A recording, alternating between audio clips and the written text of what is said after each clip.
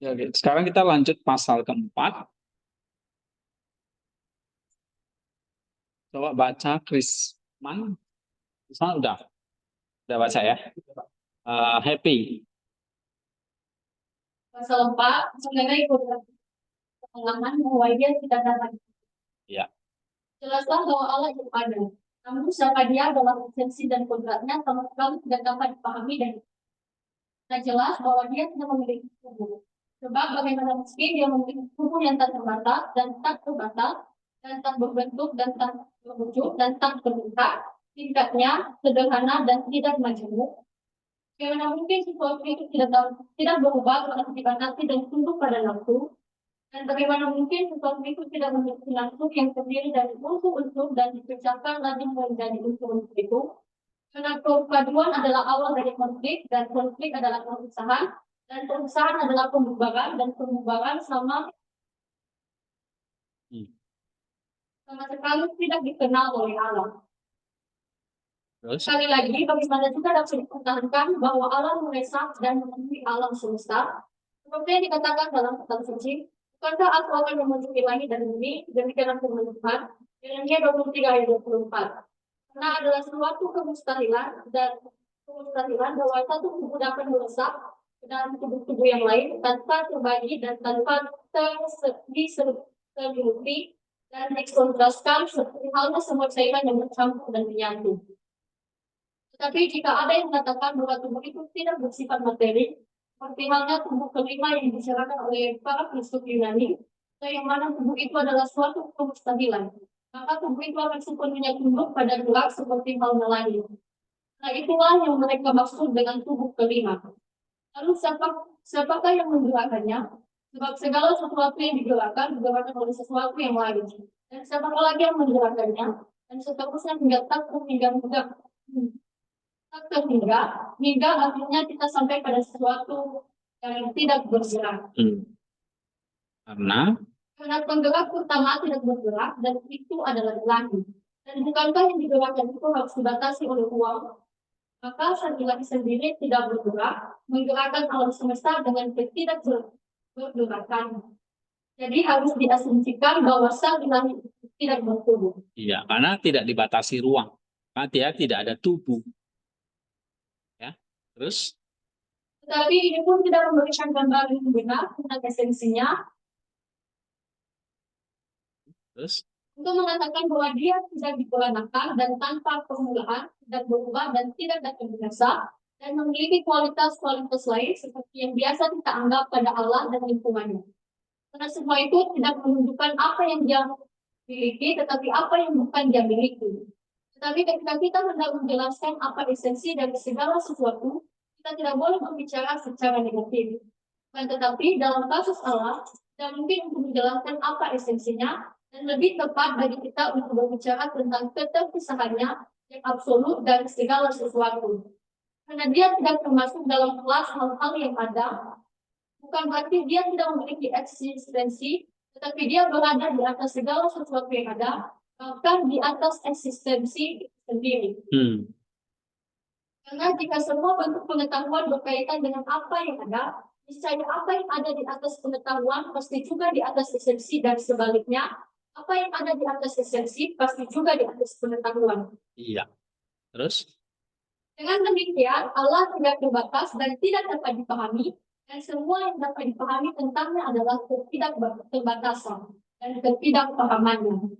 Namun semua yang dapat kita tegaskan tentang Allah tidak menunjukkan kodrat Allah, melainkan hanya sifat-sifat atau atribut dari kodratnya. Karena ketika kita berbicara tentang dia sebagai yang baik, adil, bijaksana, dan seterusnya, kita sedang mengatakan kodrat Allah. Kita tidak sedang mengatakan kodrat Allah, tetapi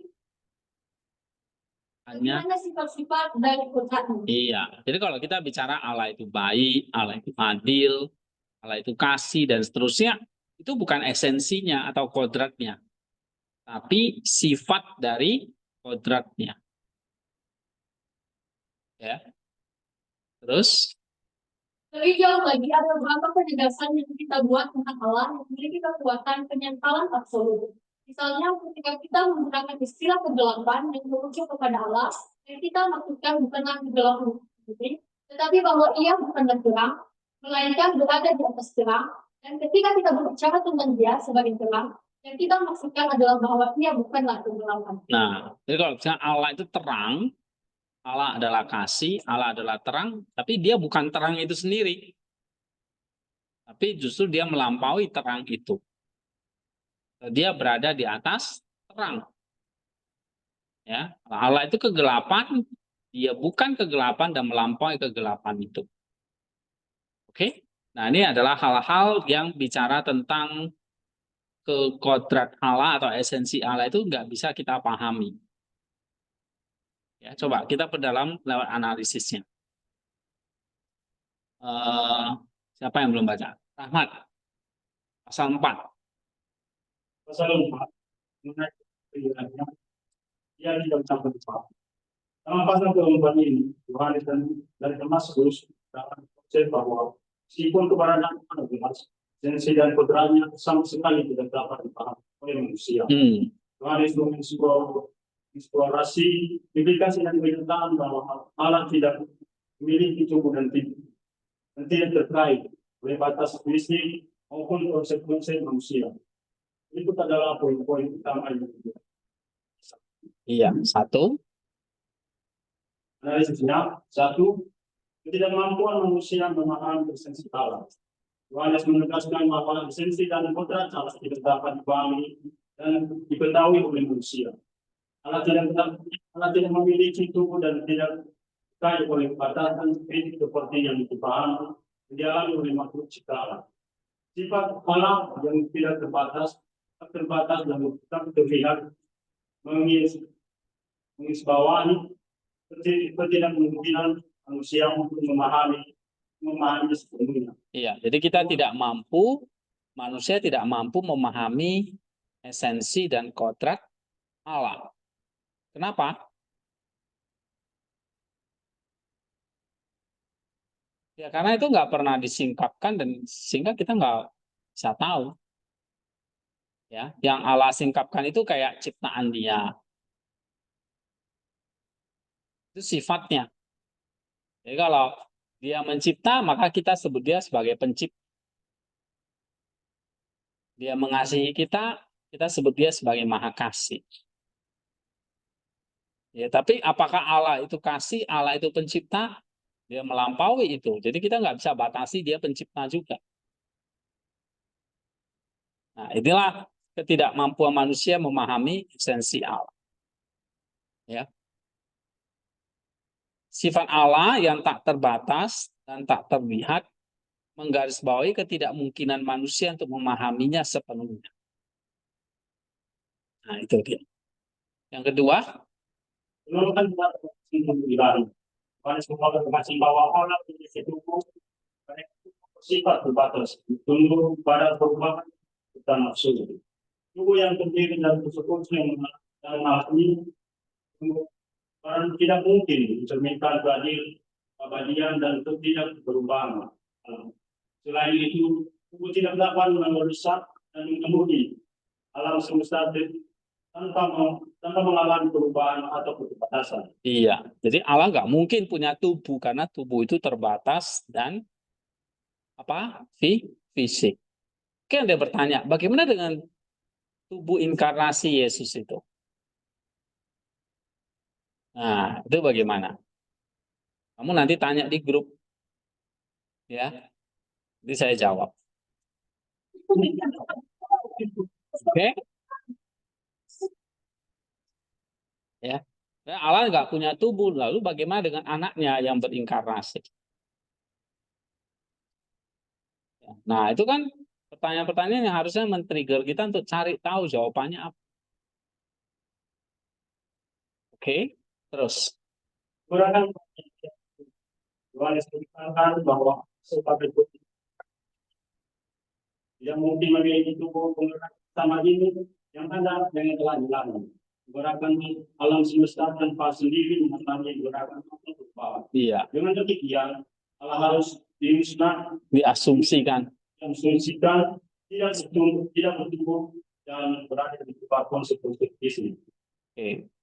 Terus? Keempat, keterpisahan Allah dari segala sesuatu yang ada. Yohanes menyatakan bahwa Allah tidak termasuk dalam kelas hal-hal yang ada, tapi berada di atas segala sesuatu yang ada, bahkan di atas Eksistensi itu sendiri. Eksistensi itu artinya keberadaan itu sendiri ya. Terus? Pengetahuan tentang menjelaskan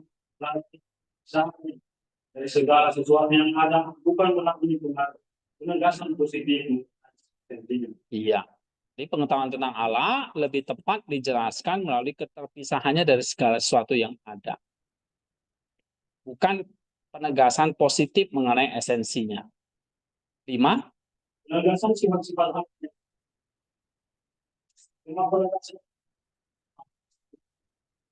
sifat atau atribut dari putranya. Nah, kita hanya bisa menjelaskan Allah itu sejauh sifat atau atributnya.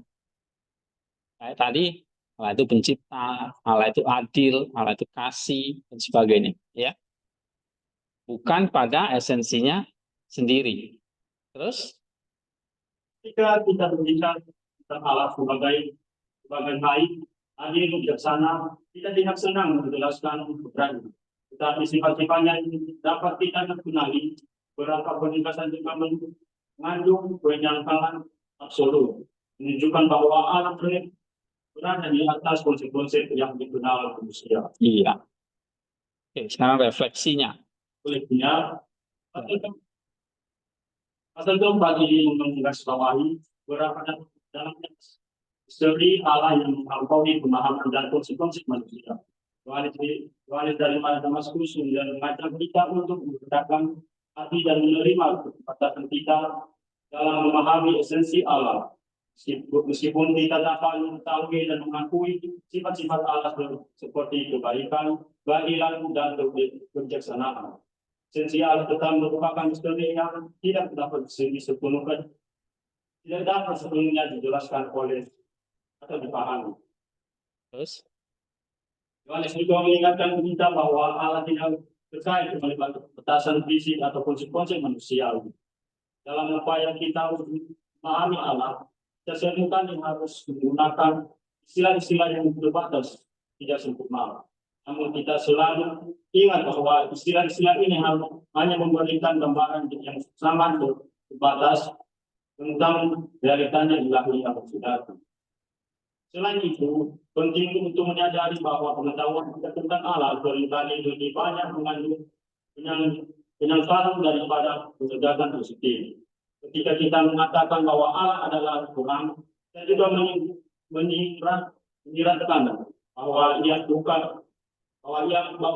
bukanlah kegelapan. Baca ya. Dan selanjutnya bahwa konsep kita tentang Allah seringkali memerlukan pemahaman yang lebih mendalam dan refleksi yang terus menerus. Terus? Akhirnya, Yohanes mengajak kita dan menghormati misteri ilahi dengan rasa hormat dan kaguman yang mendalam. Tidak mampuan kita untuk memenuhi penuhnya memahami esensi Allah tidak seharusnya menjadi penghalang bagi iman kita, tetapi justru menjadi sumber inspirasi yang mendorong untuk terus mencari, mengenal dan mengagumi Allah dalam segala kebesarannya. Iya. Kalau misalnya kita mengatakan Allah adalah terang, ini juga menyeratkan bahwa Ia bukanlah kegelapan. Dan sebaliknya, ya, ini menunjukkan bahwa konsep-konsep kita tentang Allah seringkali perlu pemahaman yang lebih dalam dan refleksi yang terus-menerus. Jadi kalau Allah dikatakan, pengetahuan kita tentang Allah itu seringkali lebih banyak mengandung penyangkalan ya, daripada penegasan positif. Jadi kalau misalnya, Ia bukanlah kegelapan. Nah, itu kan seperti kayak penyangkalan. Penegasan positifnya apa? Allah adalah terang. Gitu. Nah, itu pun terbatas kepada sifat-sifat Dia, bukan menjelaskan esensi atau kodratnya. Nah, esensi atau kodratnya ada yang tahu?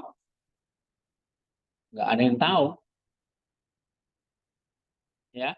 Nah, ini adalah misteri Allah yang melampaui pemahaman kita. Karena apa?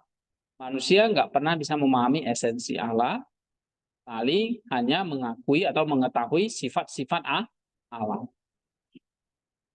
Itu ya, nangkap ya poinnya ya. Oke. Sekarang kita ke pasal 5. Coba baca, Sinurme. Bahwa Allah itu satu dan tidak banyak. Bahwa Allah itu satu dan tidak banyak. Dengan demikian kita telah menemukan bahwa Allah itu ada, bahwa esensinya tidak dapat dipengaruhi. Tetapi bahwa Allah itu esa dan tidak banyak, tidak perlu diragukan lagi bagi mereka yang percaya kepada kita. Karena Tuhan berfirman di awal buku Taurat, "Itulah Tuhan Allahmu yang membawa kamu keluar dari tanah Mesir, jangan ada padamu Allah lain di hadapanku." Keluaran 20 ayat 2-3. Dan lagi firman-Nya, "Dengarlah hai orang Israel, Tuhan Allah kita, Tuhan itu Esa." Ulangan 6 ayat 4. Dan dalam kitab Nabi Yesaya tertulis, "Sebab akulah yang terdahulu dan akulah yang terkemudian, dan di sampingmu tidak ada Allah. Sebelum aku tidak ada Allah, dan tidak akan ada lagi Allah sesudah aku. Di samping aku tidak ada Allah." Yesaya 43 ayat 10. Dan Tuhan juga dalam kitab-kitab suci mengucapkan firman ini kepada Bapaknya. "Inilah tujuan yang kekal itu, yaitu bahwa mereka mengenal Engkau, satu-satunya Allah yang benar."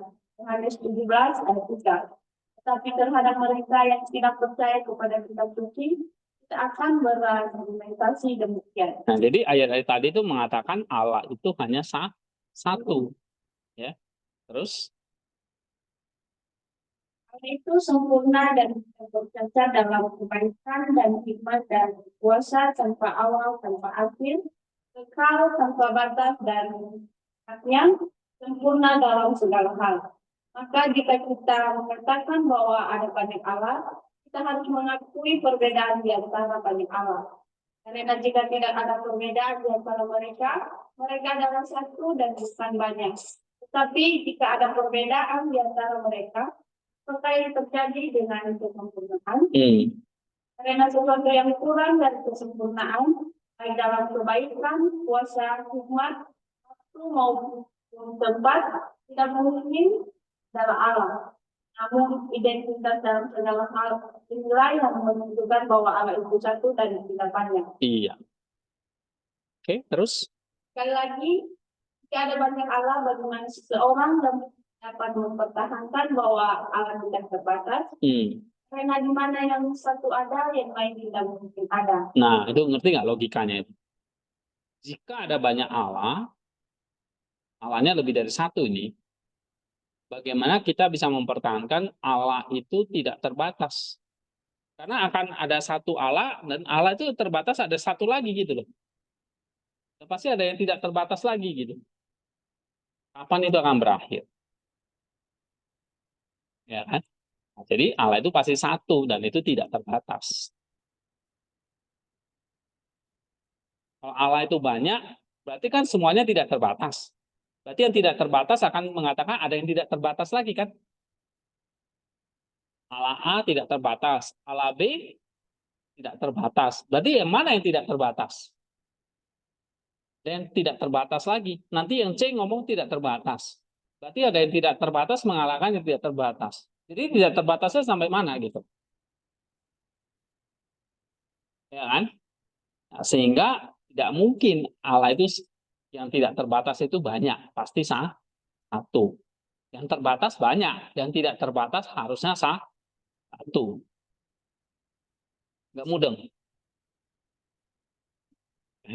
Oke. Terus? Lebih jauh lagi, bagaimana dirinya diatur oleh banyak Allah dan diselamatkan dari perpecahan dan perpecahan, sementara perselisihan terlihat berkobar di antara para. Nah, jadi kalau banyak yang ngatur kacau. Ya kan? Kalau banyak Allah berarti banyak yang ngatur alam semesta ini. Wah, nanti bingung alam semesta ini. Nah, maka akan ada perpecahan dan kehancuran kata Damaskus. Terus, Ada perbedaan kan berselisih. nah, gitu. Terus, Jika ada kan bahwa masing-masing atau sebagian, bagaimana dengan menetapkan tatanan ini dan memberikan kepada masing-masing wilayah? Karena yang demikian itu adalah Allah. Oleh karena itu, Allah itu satu, sempurna, tidak terbatas, mencipta alam semesta, memelihara dan mengaturnya, melebihi dan mendahului segala kesempurnaan. Selain itu adalah suatu keniscayaan alamiah bahwa dualitas harus berasal dari kesatuan. iya. Oke, sekarang kita bahas analisisnya ya. Coba baca nih, Ika. Satu, kebenaran akan Esa berdasarkan kitab suci. Hadis dan Damaskus menegaskan bahwa bagi mereka yang percaya kepada pusat suci, keesaan Allah tidak perlu diragukan lagi. Yang mengikuti beberapa ayat dari Perjanjian Lama dan Perjanjian Baru yang menegaskan bahwa Tuhan adalah satu dan tidak ada Allah lain di sampingnya. Ya, Keluaran 20 ayat 2 sampai 3, Ulangan 6 ayat 4, ayat 3 ayat 10 dan Yohanes 17 ayat 3. nah, jadi kalau argumen kitab suci itu udah jelas ya, Allah itu satu. Tapi bahkan kita dari logika aja, kita bisa berpikir, kalau Allah itu mestinya satu, nggak mungkin banyak. Nah, dia ajak kita begini. Nomor 2, coba baca. Sempurnaan Allah sebagai bukti kayak gitu. Nah, karena Allah itu satu, dan dia harus sempurna, maka dia harusnya satu. Kalau ada tandingannya, belum sempurna kan? Benar nggak? Gitu. Karena masih ada tandingannya. Berarti belum sempurna nih. Mana yang lebih hebat ini? Kan gitu. Misalnya ada 2 Allah nih. Mana yang lebih jago ini? Nah, berarti belum sempurna ini. Apalagi kalau ada 100 gitu. Ya, baca lagi. Yohanes berargumen bahwa Allah adalah sempurna dalam segala hal, kebaikan, hikmat, dan kuasa. Nah, jadi karena dia harus sempurna dalam segala hal, maka dia harusnya satu. Kalau ada tandingannya, berarti dia belum sempurna. Mungkin ada yang lebih sempurna dari dia. Nanti kalau ada lagi, ada yang lebih sempurna dari dia lagi, kan gitu. Dan seterusnya nggak akan habisnya. Paham? Nah, itu logika sederhana aja ya. Terus, Jika ada banyak Allah, harus ada bicara di antara nah, itu berarti. Ya, berarti yang berarti ada ketidak.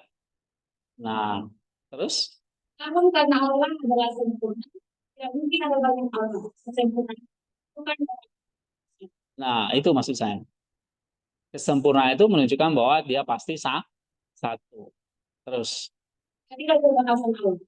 Yohanes menyatakan bahwa jika ada banyak Allah, Allah tidak bisa dianggap tidak terbatas. Karena tidak ada satu Allah membatasi keberadaan Allah ini. Keterbatasan Allah menunjukkan bahwa dia adalah satu-satunya Allah yang ada. nah, jadi konsep ketidakterbatasan Allah juga gitu. Kalau Allah itu banyak, berarti ada ketidakterbatasan lain lagi kan? Karena keberadaan satu Allah akan membatasi keberadaan Allah yang lainnya. Bagaimana mungkin gitu ya? Keempat, Keselarasan dalam pemerintahan alam semesta. Yohanes berargumen bahwa dunia yang diatur oleh banyak Allah akan mengalami perpecahan dan kehancuran karena ketelitian di antara mereka. Keselarasan dan ketertiban alam semesta menunjukkan bahwa ada satu Allah yang sempurna, tidak terbatas dan mengatur semuanya. ya coba banyak Allah yang mengatur. Gimana alam semesta ini akan kacau dan hancur. Sama dalam kehidupan kita ya. Kalau pemimpinnya atau pengaturnya itu banyak, gimana kita mau taati kan bingung. Satu ngomong A, satu ngomong B, satu ngomong C. Nah, ini akhirnya menciptakan perselisihan atau ketidaktertiban. Yang kelima, Kebutuhan akan kesatuan dalam dualitas. Harus menyatakan bahwa dualitas harus berasal dari kesatuan. Ini menunjukkan bahwa semua keberadaan yang beragam memiliki asal mula yang satu, yaitu Allah. iya. Jadi dualitas harus berasal dari kesatuan.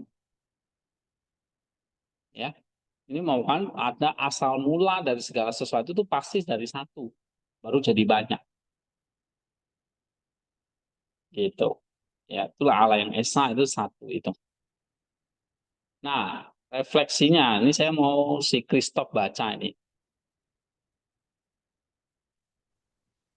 Coba Ya, Christoph Pak. baca.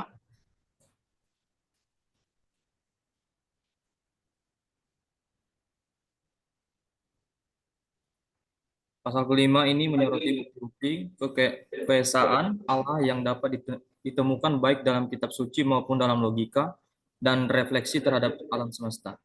Yohanes dari Damaskus mengajak kita untuk melihat bahwa keesaan Allah bukan hanya sebuah doktrin teologis, tetapi juga suatu kenyataan yang dapat dibuktikan melalui pengamatan dan penalaran. Iya, jadi kalau doktrin teologis sudah di Alkitab gitu ya. Tapi lewat logika manusia yang tadi katakannya, pengetahuan Allah kan sudah tertanam ya dalam diri secara alami dalam diri kita. Jadi lewat logika kita harusnya juga bisa membuktikan bahwa Allah itu satu. Ya. Terus lagi? Yohanes menunjukkan bahwa keesaan Allah adalah dasar dari kesempurnaan, ketidakterbatasan, dan keselarasan alam semesta. Keesaan ini menggarisbawahi bahwa Allah adalah sumber segala sesuatu yang ada dan penguasa tunggal yang mengatur semuanya dengan hikmat dan kuasanya yang sempurna. Iya. Jadi kita percaya kepada Allah yang sempurna, satu yang mengatur segala alam semesta ini. Terus? Pentingnya menerima keesaan Allah juga tercermin dalam keyakinan dan kehidupan kita sehari-hari. Mengakui bahwa Allah adalah satu mengajarkan kita untuk hidup dengan kesetiaan dan pengabdian penuh kepadanya. Ini juga mengajak kita untuk melihat harmoni dan ketertiban dalam ciptaan sebagai refleksi dari kesatuan ilahi. Iya. Oke, terus? Yohanes juga mengingatkan kita bahwa ketidaksempurnaan dan perselisihan adalah hasil dari keberagaman yang tidak terarah. Kesempurnaan dan keselarasan yang kita temukan dalam alam semesta adalah bukti nyata dari keesaan Allah yang menciptakan dan memelihara semuanya. Jadi kamu lihat, Akhirnya, perselisihan itu selalu timbul dari perbedaan yang tidak terarah. Ya, kalau alam semesta diatur oleh banyak Allah ya seperti itu nanti. Jadi Allah itu harus satu. Terus? Akhirnya Yohanes mengajak kita untuk menghormati dan mengagumi keesaan Allah dengan rasa hormat dan kekaguman yang mendalam. Kesadaran akan keesaan Allah harus mendorong kita untuk terus mencari, mengenal, dan mengabdi kepadanya dengan sepenuh hati. Nah, jadi dari sini kita belajar apa? Menghormati dan mengagumi keesaan Allah dengan rasa hormat dan kekaguman. Ya. Oke, itu pasal 5 tentang Allah itu satu dan tidak banyak. Sekarang kita ke pasal 6. Coba baca ini, Sofi. Jadi Allah yang Esa dan Tunggal ini bukanlah tanpa firman. Dan karena Baca judulnya dulu dong. Pasal 6. yang rasional. Hmm. Jadi Allah yang Esa dan Tunggal ini bukanlah tanpa firman. Dan karena memiliki firman, maka ia tidak memiliki firman itu. Sebagai sesuatu yang tidak ada sebelumnya, tidak mempunyai permulaan dan tidak ditentukan untuk tidak ada lagi. Karena tidak pernah ada waktu ketika Allah bukan firman, tetapi ia memiliki firman-Nya sendiri yang diperanakan dari dirinya sendiri. Bukan seperti firman kita yang tidak memiliki dasar dan melebur menjadi udara, tetapi memiliki dasar di dalam Dia dan hidup dan kesempurnaan, tidak keluar dari dirinya sendiri, tetapi selalu ada di dalam dirinya. Sebab di manakah hal itu dapat terjadi jika ia berada di luar Dia? Karena kodrat kita yang fana dan mudah hancur, maka firman kita juga tidak memiliki keberlangsungan, tetapi keberadaan Allah tidak kekal dan sempurna, maka firman-Nya akan terus ada di dalam Dia, kekal dan hidup dan memiliki semua sifat-sifat Sang Pencipta. Karena sebagaimana firman kita yang keluar dari pikiran tidak sepenuhnya identik dengan pikiran dan juga tidak sepenuhnya berada darinya atau berbeda darinya atau karena sejauh firman itu keluar dari pikiran, firman itu berbeda darinya, dan sejauh firman itu mengungkapkan pikiran, firman itu tidak lagi sepenuhnya berbeda dari pikiran tetapi menjadi satu dengan firman. Pikiran firman itu tetap berbeda darinya. Baca kok. Bingung deh. Demikian pula firman Allah dalam keberadaannya yang berdiri. Berbeda dari dia dan darinya, yang darinya firman itu memperoleh keberadaannya. Tetapi karena firman itu sendiri menunjukkan sifat-sifat yang sama seperti yang ada pada Allah, maka firman itu memiliki sifat yang sama dengan Allah. Karena sama seperti kesempurnaan mutlak yang terdapat dalam Bapa, demikian juga yang terdapat dalam firman yang diperanakan olehnya. Iya. Jadi firman itu identik Kak dengan Allah. Hah? Nih, firman itu keluar dari pikiran. Firman itu berbeda dari pikiran.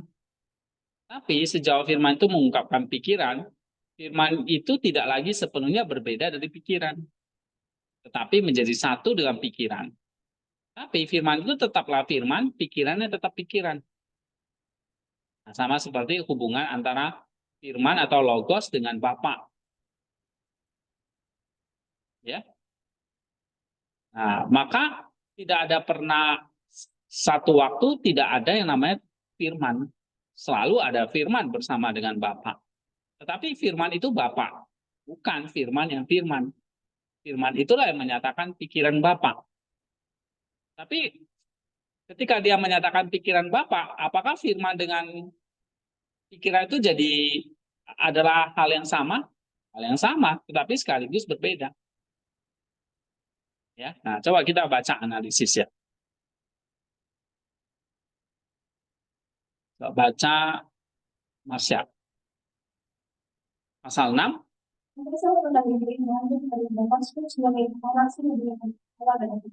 Ya, jadi ini hubungan antara Allah dan firman ya. Terus? Tegaskan bahwa Allah tidak dapat dipisahkan dari Tuhan. Dia membahas tentang Tuhan satu serta perbedaannya dengan Allah. Berikut adalah perkara utama yang dikatakan dalam pasal ini. Yang satu, firman Allah yang terlalu berdiri. Konteks dari Damaskus menegaskan bahwa Allah yang bisa membuat ini. Nah, Allah nggak pernah tanpa ada firman-Nya. Pasti selalu memiliki firman. Oke, Nenong. Nah, Nenong ini melamun apa ini? Ya. Hari Valentine, Nenong.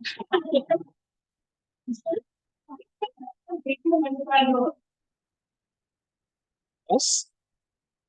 Firman ini tidak pernah tidak ada tidak ditentukan tidak. Nah, jadi firman ini punya permulaan atau enggak? Atau dia pernah enggak ada?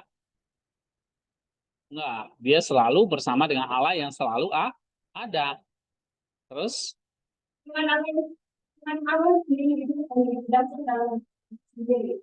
Menjadi semua Nah, firman Allah ini hidup. Bukan kayak perkataan kita keluar langsung hilang di udara gitu. Ya. Terus? Firman ini kekal dan sempurna.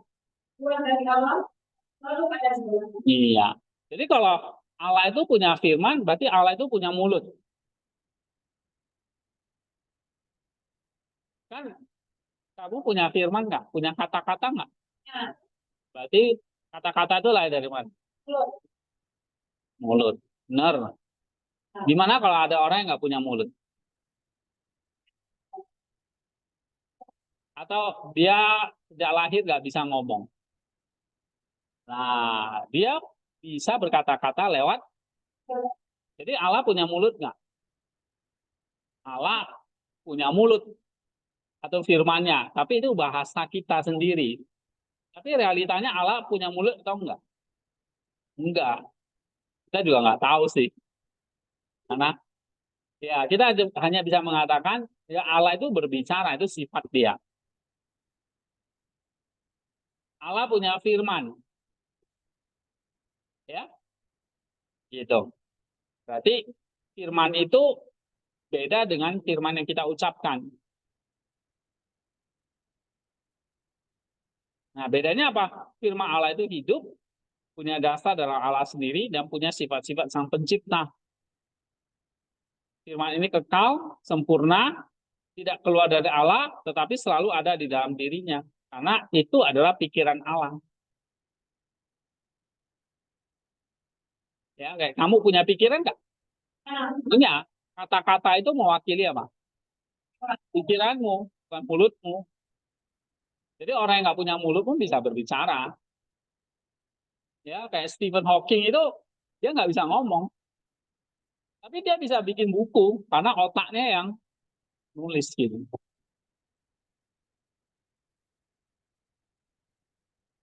Ya, jadi firman itu sifatnya apa? Kekal, sempurna, tidak keluar dari Allah, selalu ada dalam dirinya. Yang kedua,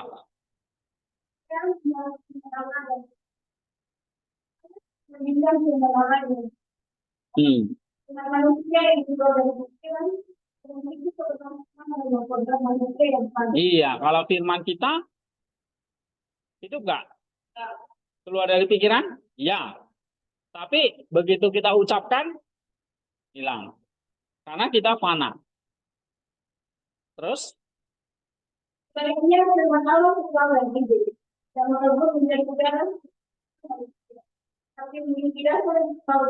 Iya, tapi firman-Nya Allah itu kekal di dalam diri Allah.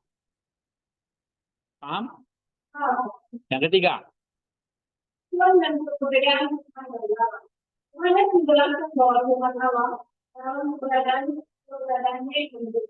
Beda dari Allah yang diciptakan. Namun kalau firman ditemukan kita bersama dengan Allah, kita bersama dengan Allah. Yang itu saling bersatu dengan Allah dalam hal Tuhan, tapi tetap memiliki keberadaan yang berbeda. Iya, ini maksudnya gimana? Firman itu apa? Firman Allah itu berbeda dari Allah yang memperanakannya. Kayak kata-katamu itu kamu, bukan. Ya, tapi firman itu menunjukkan apa? Sifat-sifat yang sama dengan Allah. Jadi kalau kata-katamu kasar, ya berarti orang akan ngecap kamunya kasar. Jadi firman itu menunjukkan sifat-sifat yang sama dengan Allah. Jadi kalau Allah itu kekal, maka firman itu sifatnya juga kekal. Allah itu baik, ya firman itu baik. Gitu. Ya. Dia memiliki sifat yang sama dengan Allah. Terus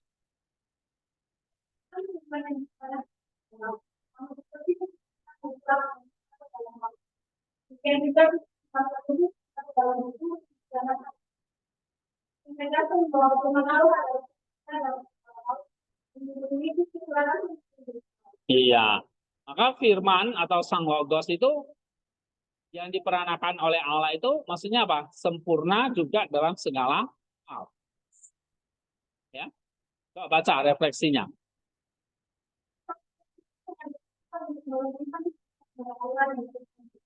Adalah yang karena pada zamanku mungkin kita orang yang tidak berada dan selalu ada bersama dengan Allah. Nah ini adalah lokal dan bentuk. Itu kan hubungan dan kita. Iya. Kita juga belajar kita untuk memahami perbedaan antara Tuhan dan yang Allah. Manusia itu kita sementara dan bersama. Kita sementara adalah lokal dan kita yang bersama dengan Allah. Ini menjadi bahwa yang disebabkan dari tantangan dengan Allah. Mengetahui pemahaman penting untuk dikatakan bahwa kebenaran itu kita bersama dengan Allah. Memberikan kemajuan dalam masa hidup kita. Meskipun firman memiliki keberadaan yang berbeda, kita bersatu dengan Allah dalam hal sesuatu lagi. Iya. Menunjukkan bahwa dalam kisah Allah, kita bersatuan dengan komunitas antara bangsa dan Nah, ini dia. Jadi firman memiliki keberadaan yang mandiri, tetap satu dengan Allah dalam sifat-sifat ilahi. Ya, karena firman itu juga punya sifat yang sama dengan Allah. Oke. Terus?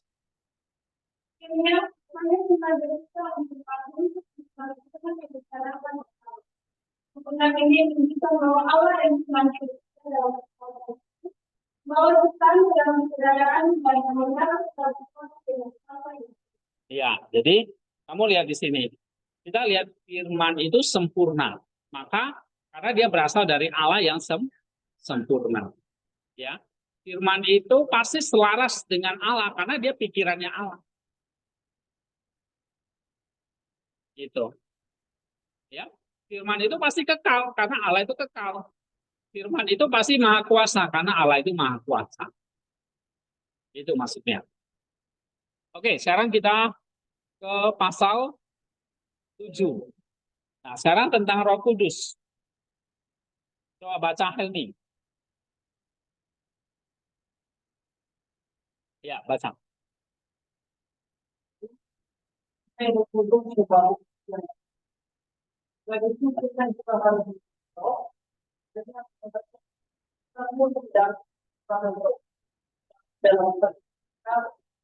itu adalah sesuatu yang berbeda dari itu.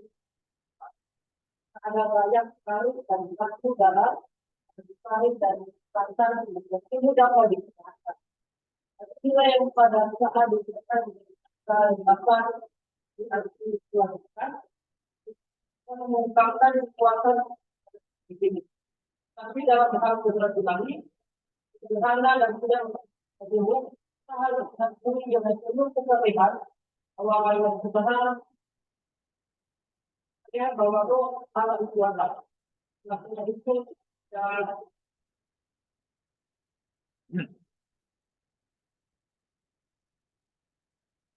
Kamu udah baca mana? Terus? karena itu tidak yang dibenci daripada perkataan kita sendiri. Karena dalam keadaan kita tidak dapat menganggap roh sebagai sesuatu yang asing yang masuk ke dalam alam dari luar, seperti hanya program-program terbentuk seperti kita. Sebaliknya sama seperti ketika kita mendengar firman Allah, kita menganggapnya bukan sesuatu keberadaan, berhasil pembelajaran, seperti sedang mengucapkan suara, tentulah sebagai sesuatu yang melayang udara dan Islam. Tapi pada esensi ada berkali dengan konsep bebas, energi, dan kemanusiaan. Jika juga ketika kita belajar tentang roh Allah, kita menemukannya sebagai terapi, iman dan peningkat energinya. Bukan sudah nafas yang tidak memiliki keberadaan, karena jika kita memahami roh yang berdiam di dalam Allah, sebagai sesuatu yang serupa dengan roh kita sendiri. Sama saja dengan menyeret keagungan dan ilahi ke dalam kedalaman yang paling rendah, kita harus merenungkannya sebagai suatu kekuatan yang esensial ada dalam keberadaan sendiri yang tepat dan benar. Keluar dari Bapa dan bersandar pada firman, menyatakan firman itu tidak dapat memisahkan diri dari Allah yang di dalamnya ada. Dan firman yang menjadi penampingnya dan tidak tercurahkan wujudnya menjadi kejayaan, tapi berada dalam keberadaan dalam kehidupan dengan firman dan menyatakan kehidupan dengan bebas, perasaan independen, energi selalu mengenali apa yang baik dan memiliki kekuatan untuk mengimbangi kehendak dalam berbagai keputusannya dan memiliki awal dan akhir. Karena tidak pernah bahwa kekurangan firman kekurangan roh. Nah, itu dia. Ya. Terus? Jadi, karena kesatuan dalam program bahkan dalam iman yang berpendapat bahwa Allah itu banyak. Apabila dilanjutkan, sekali lagi dengan penerimaan kita akan firman kita roh, banyak yang orang Yahudi dibalikkan banyak dari masing-masing kita hanya apa kita. Tapi visi gagasan yang tinggi, kita memiliki kesatuan kebenaran Allah lain dari Yahudi dan Yunani. Kita memiliki perbedaan dalam kehidupan dan saja. Oke. Terus? Tapi orang Yahudi menolak dari firman dan roh yang terbukti mengucapkan dia dan mengucapkan tidaknya. tentang mengenai firman, kalau yang bilang berkata, namanya ya Tuhan, kamu bersemayam di surga. Lagi yang menjadikan firman-Nya untuk menemukan mereka, tapi firman yang diberikan sedang itu tidak untuk selama-lamanya. Dan mengenai roh, kalau yang bersama, kalau yang sama berkata, kalau menutup kelompok mereka dibukakan, lagi firman langit dijadikan dalam Allah rencananya oleh utama sebelumnya.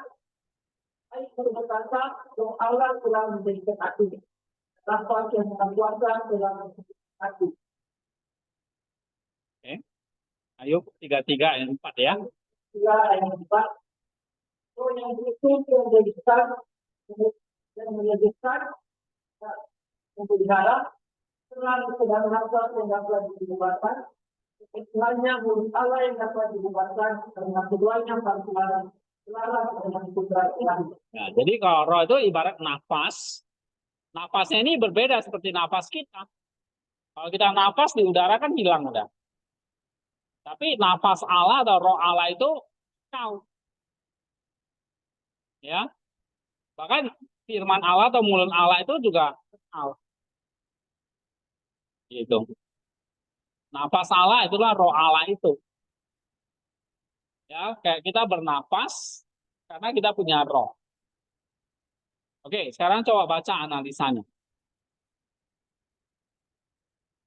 Nenong, nah, biar nggak melamun.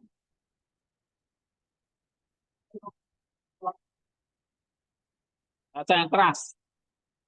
Coba baca di sini. Ya, berdiri di sini. Nah, jadi matanya berdiri.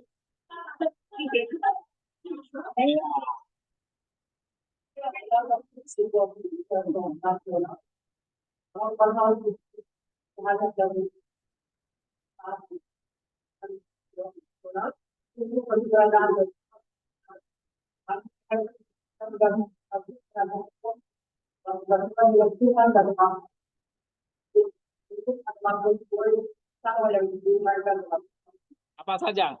Nih ya. Satu.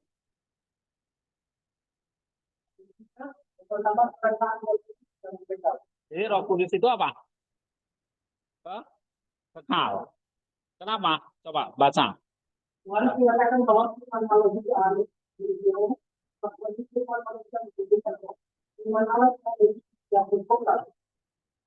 Daripada firman manusia,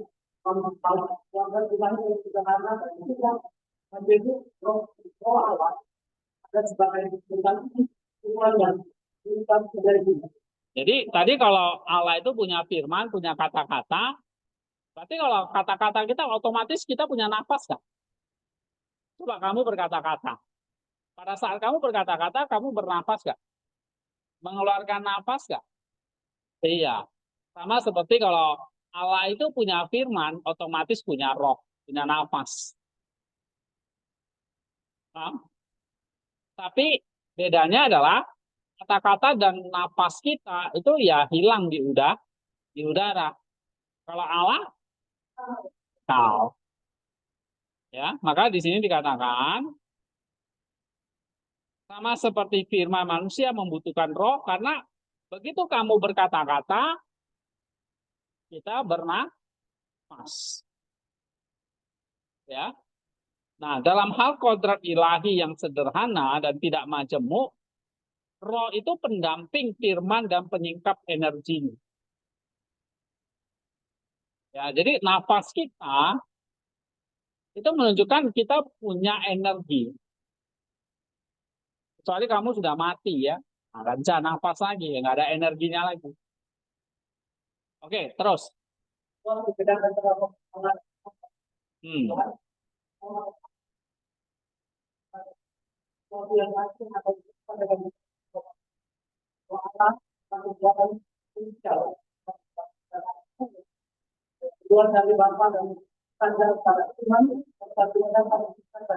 Ya, apa bedanya dengan roh manusia?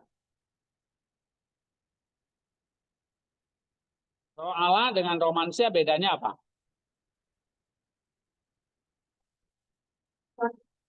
Hah? Oke, terus?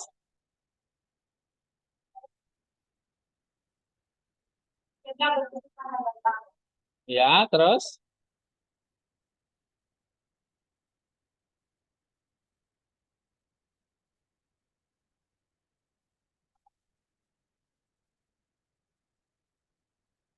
Kalau Allah itu apa?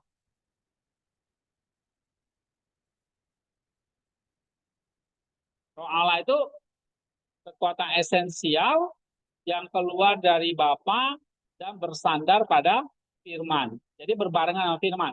Kayak katakan kita itu berbarengan dengan nafas kita. Ya kan?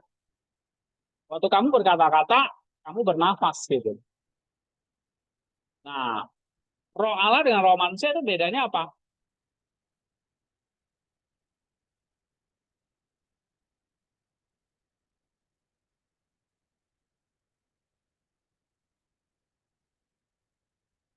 Hah?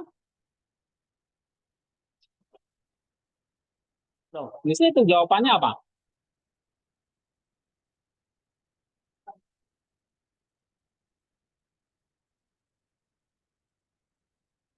Roh Allah tidak dapat dipahami sebagai sesuatu yang asing atau serupa dengan roh manusia.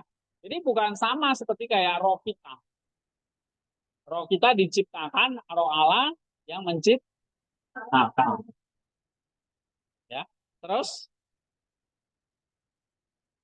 nih,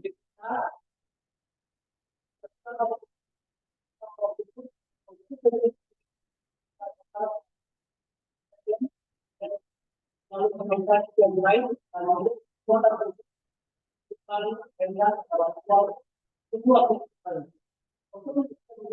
awal dan akhir kita melakukan dan kita perubahan. iya itu tadi.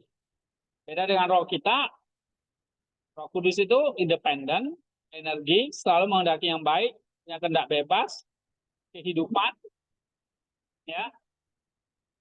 Lalu dia tidak punya awal dan akhir, karena dia adalah Allah itu sendiri juga. Terus,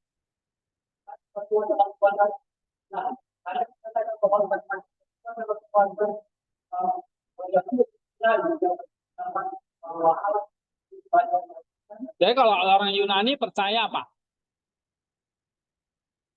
Yunani percaya Allah itu banyak. Nah, di sini dibantah oleh Yohanes. Tapi berbeda dengan konsep orang Yahudi tentang Allah. Apa itu? Hah? Iya, Yahudi percaya Allah itu satu. Tapi berbeda dengan kita yang Kristen. Bedanya di mana?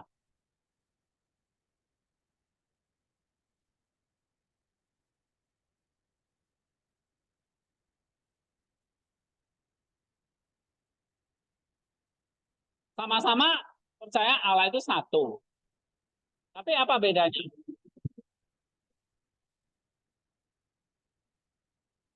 Apa? Iya, apa? Ini ya. Coba baca Nenong.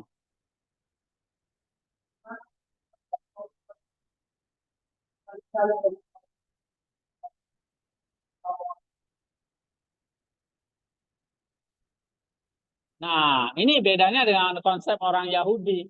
Orang Yahudi tidak percaya apa?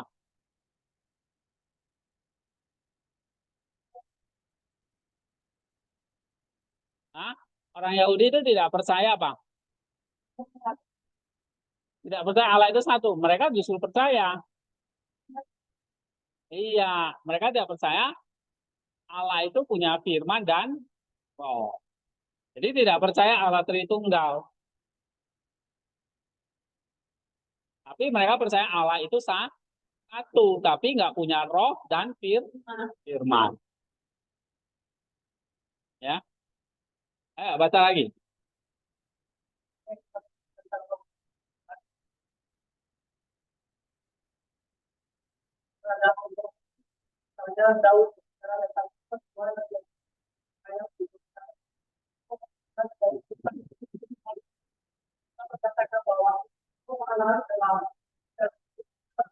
Iya. Jadi di sini maksudnya apa? Yohanes bantah tentang konsep orang Yahudi ini, misalnya dia pakai Daud. Daud sendiri ngomong bahwa ada firman Tuhan yang bersemayam di surga. Ada roh Tuhan yang menciptakan segala. Ah, itu dia. Bahkan Ayub juga menyatakan apa? Iya, itu. Jadi kita percaya satu Allah, ya. Tapi Allah yang bagaimana itu? Allah orang Yunani banyak. Kalau Allah orang Yahudi satu. Tapi kita nggak percaya Allah orang Yahudi. Kenapa?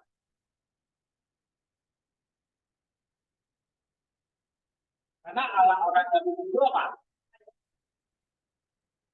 Tidak percaya firman dan paham. Kalian paham. Nah, oke. Nomor 5 udah. Terus, oke. Udah paham belum? Oke, duduk. Krisman, sini. Baca. Jadi setiap orang yang baca maju ke depan. Karena nggak terdengar. Pasal ke-7 ini menekankan pentingnya menangkap atau proses sebagai bagian dari kejahatan Allah yang sempurna. Nah, Muhammad mengajak kita untuk membentukkan para Roh Kudus dalam kesatuan dengan Bapa dan Firman. Itu kan bahwa Roh Kudus adalah kekuasaan esensial dan dapat diciptakan dari Allah. Yohanes juga menekankan kita bahwa Roh Kudus tidak dapat dipahami dengan cara yang sama seperti kita memahami roh manusia.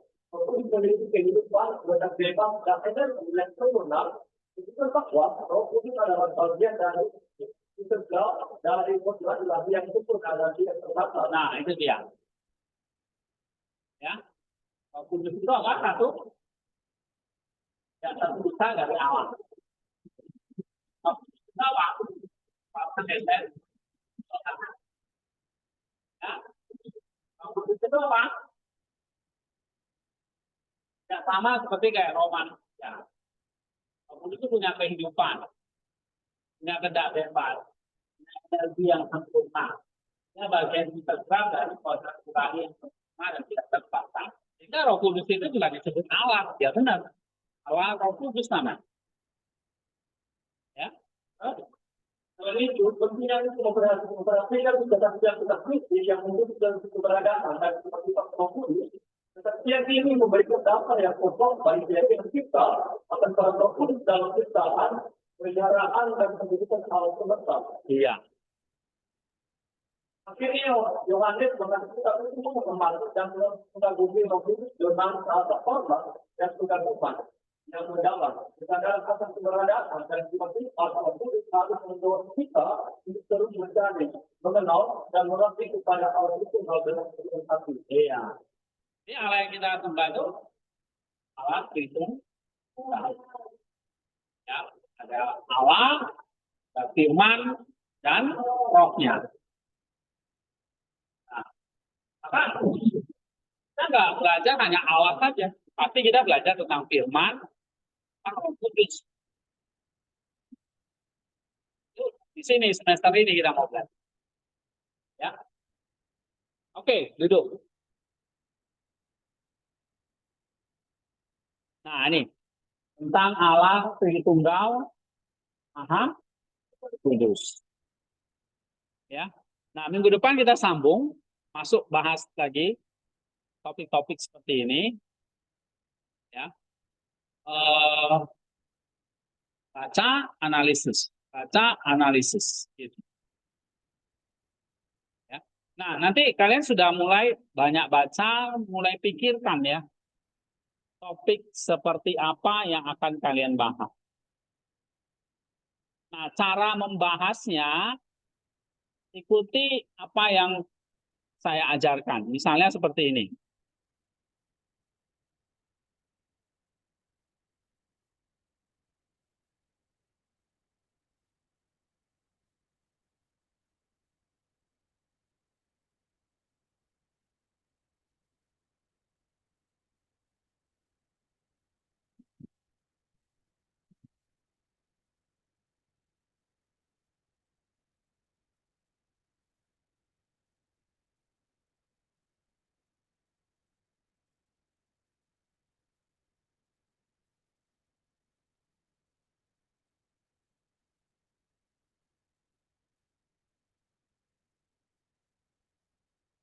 Oke, nanti saya kasih linknya, mulai dibaca contoh.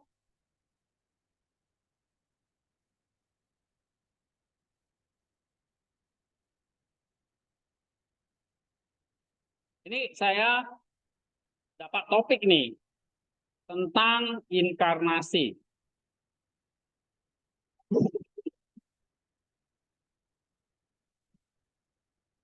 Ya. Nah, kalian kan belum dapat topik nih. Mau bahas apa? Nah, mulai pikirkan dari sekarang. Misalnya ini saya kasih contoh tentang inkarnasi. Ya. Yang saya ambil bukan dari Damaskus, tapi Kiril dari Alexandria. Nah, ini ada bukunya namanya Scholia on the Incarnation of the Only Begotten. Ini bukunya tipis, cuma 28 halaman. Ya.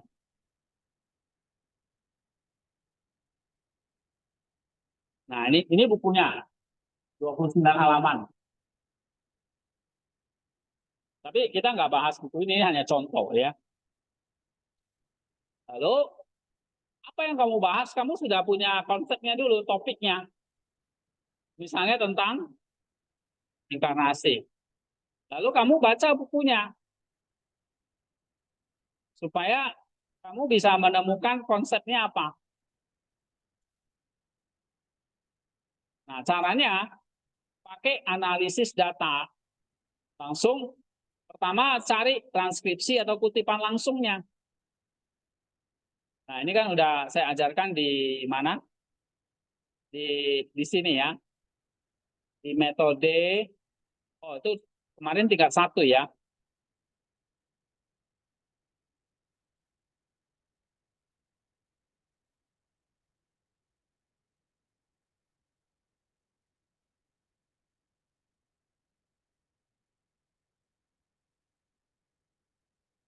Nah, ini kan udah ya.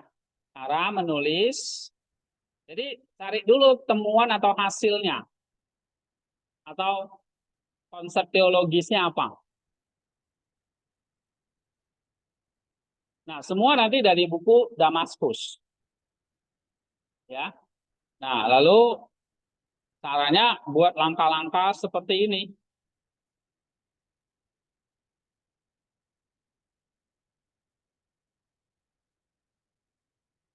Jadi kalian analisis tekstual namanya. Ya, analisis atau studi literatur. Nah, jadi pakai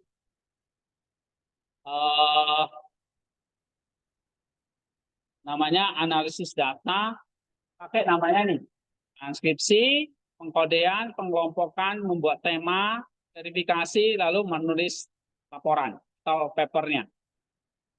Ya, nah ini contohnya. Misalnya udah tahu topiknya apa.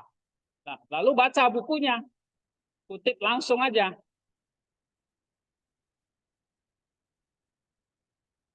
Saya kutip langsung dari buku ini, kayak semester lalu. Ya, jadi nggak usah pura-pura bingung. Oke. Nah, kalian kutip. Kalau kutip langsung berarti dari pasal ini. Tapi kalau mau ambil paraphrase-nya dari mana? Dari analisis ini. Ini kan di paraphrase ya. Lalu misalnya nih, saya kasih contoh ada 30 kutipan tentang inkarnasi. Nah, sampai sini paham nggak? Nah, kalian kumpulin. 1, 2, kira-kira 30 minimal. Oke? Nah, setelah itu dari 30 itu kamu sempit lagi. Kelompokkan. Atau kamu kasih kode-kode.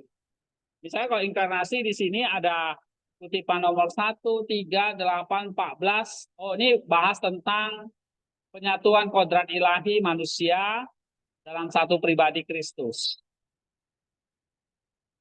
Atau bahasa teologinya hipostatic union, penyatuan hipostasis. Nah, nanti kutipan nomor 7, 2, 12, 19, ini sama nih. Oh, ini bahas tentang sakramen. Jadi yang sama-sama kelompokkan. Terus kamu kasih kata kuncinya apa? Misalnya yang samanya apa? Atau istilahnya kode. Ya. Nah, misalnya kutipan nomor 4, 17, 21. Oh, ini tentang divine human harmony. Ya. Oh, kutipan nomor 5, 15, 26. Oh, ini bahas tentang teosis atau deifikasi. Ya, pengilahian manusia. Nah, nanti kelompok lagi kutipan nomor 6, nomor 13, 25. Ini angka-angka kutipannya ya yang di sini tadi. Oke? Nah, ini dikelompokkan. Sampai ketemu berapa ini? 1, 2, 3, 4, 5, 6, 7, 8, 9. Nah, 9 ini kamu bagi lagi, kecil lagi. Di pengelompokan kode namanya. Kodenya dikelompokkan lagi jadi 4 misalnya. Misalnya, hipostatik union ini kan bahas kristologi. Deifikasi ini bahas soteriologi. Sakramental, eklesiologi ini sakramentologi. Divine condescension, mediatorial role ini bahas antropologi. Jadi ada 4 ini. Jadi penekanan pada pola kesatuan kodrat Kristus dan perlengkapan terhadap bidat, tujuan dan efek penyelamatan melalui Kristus, peran sakramen dan gereja dalam melanjutkan karya inkarnasi. Lalu ini dampak inkarnasi pada relasi Allah manusia dan pemulihan ciptaan. Jadi ada 4. Maka temanya ada 4 nih. Jadi inkarnasi menurut Saint Cyril 1. Ini. 2 ini. 3 ini. 4 ini. Nah, kalau semester lalu kan saya udah kasih kalian 4 itu. Manusia itu apa? Penciptaan, kejatuhan, pemulihan, ya, dan universal ya. Itu udah langsung saya kasih. Tapi yang ini kamu harus temukan dulu sendiri. 1, 2, 3, 4. Jadi misalnya mau bahas dosa. Cari semua kutipan tentang dosa. Saya kira ada 30 misalnya. Kamu kelompok kayak gini.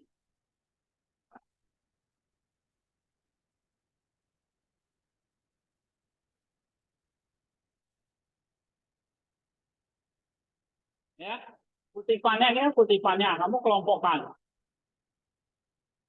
Nah, lalu bikin pengelompokan kode. Jadi ikuti persis yang saya bikin. Nah, nanti untuk tugas-tugas mingguan selanjutnya. Tapi ini kalian bisa baca pelajari itu. Ya, sampai nanti dapat poinnya. Ada berapa temuannya? 4. 1, 2, 3, 4. Nah, ini hasilnya nih. Pastikan tabel. Nih. Jadi konsep inkarnasinya nih.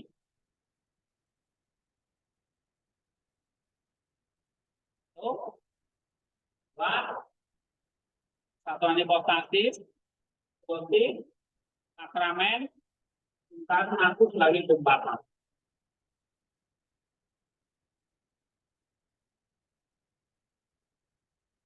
Nah, kamu bahas tentang dosa. Kapan?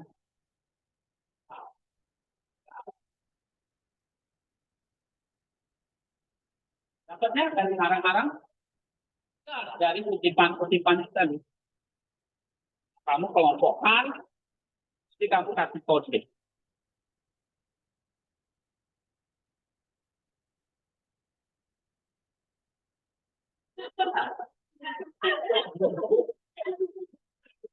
Oke? Nah, ini cari temuan atau hasilnya dulu. Baru nanti kamu bahas. Nah, bahas ini saya udah kasih contoh.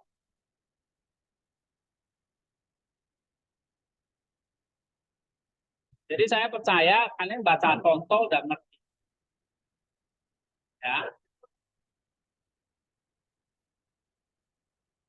Nah, ini contoh pembahasannya.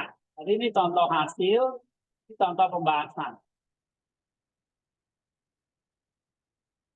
Kan tadi 4 poin kan? Nah, ini misalnya, nih, poin 1, kesatuan kontaktis. Ini pembahasan. Nih. Nah, kalau pembahasan ya berarti masuk paragraf. Kamu kutip dari kiri pasti. Nah, karena sumber utamanya kiri. Kalau kamu berarti nanti kutip Damaskus. Oke? Tapi tambahkan tulisan orang lain. Sama kayak semester lalu kamu bikin paper kan? Bisa kamu kutip yang lain, Maximus, Damaskus kan gitu. Kalian cek dari buku Winaldi. Tapi ada analisa kamu sendiri. Ya sama lah, kamu kayak bikin paragraf yang warna-warni itu lagi. Ya. Nah, bahas. Misalnya poin 1 berapa paragraf ini semua. Poin 2 tentang deifikasi ini bahas. Poin 3 sakramen bahas. Poin 4 jembatan kosmis bahas. Kasih referensinya. Itu. Ini nanti tugas akhir buat kayak gini. Jadi tugas akhir nulis. Nulis apa? Paper, bukan artikel. Tapi nulisnya udah kayak mengarah ke artikel. Targetnya adalah kalian harus bisa nulis hasil dan pembahasan dulu. Dan kesimpulan tiga ini. Ya. Itu kayak paper semester lalu persis. Nah, nanti kalau ini bagus, tinggal bikin artikelnya, tinggal nambahin kedua abstrak gitu. Tapi target saya mulai pikirkan apa topiknya, lalu tarik hasilnya, bahas sampai kesimpulan. Jadi kalau di paper kalian ngerjakan langkah berapa? Langkah 3 nih. 1, 2, 3. Ya. Jadi kalau bagus lanjut lagi ke 4, 5 dan seterusnya.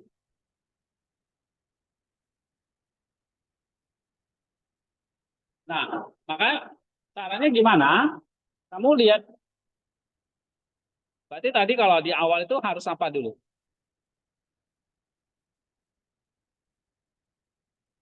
Hah? Langkah awalnya berarti harus apa dulu? Hah? Kamu cari apa dulu nih? Mau bahas apa nih? Topiknya kan? Setelah dapat topiknya, cari kutipannya. Kutipannya boleh kutipan langsung, atau ya kutipan tidak langsungnya. Nah, kalau di buku ini kan, kalau di ini, misalnya tadi hari ini kita bahas tentang Allah, itu bisa jadi satu topik, ya kan? Udah pasal 1 sampai pasal berapa itu Allah itu? Tadi kita udah bahas sampai pasal 7. Tuh. Allah tidak dapat dipahami. Dan hal yang tidak dapat diucapkan. Allah itu satu. Bukti bahwa Allah itu ada.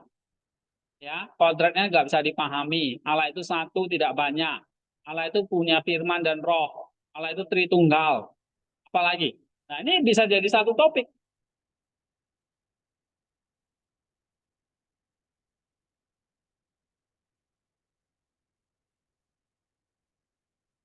Ya. Nah, ini sampai 4 sama 14.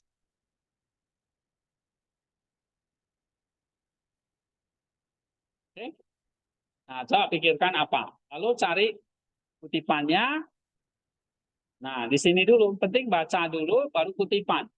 Nah, nanti baru nomor masalah langkah berikutnya dipelajari lagi. Jadi kutipannya itu dikelompokin. Dikasih kode ini.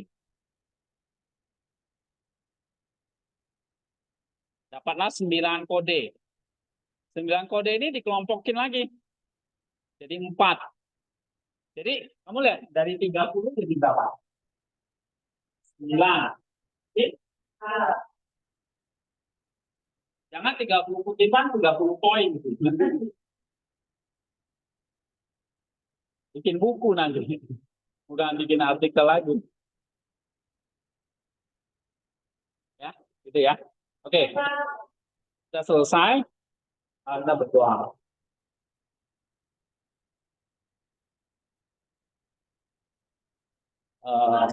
Ya,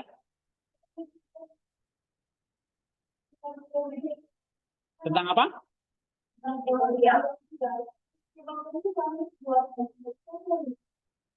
Ya,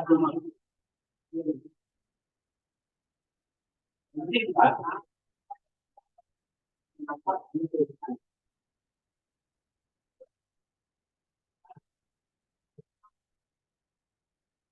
refleksi itu kayak tadi kalian baca itu loh.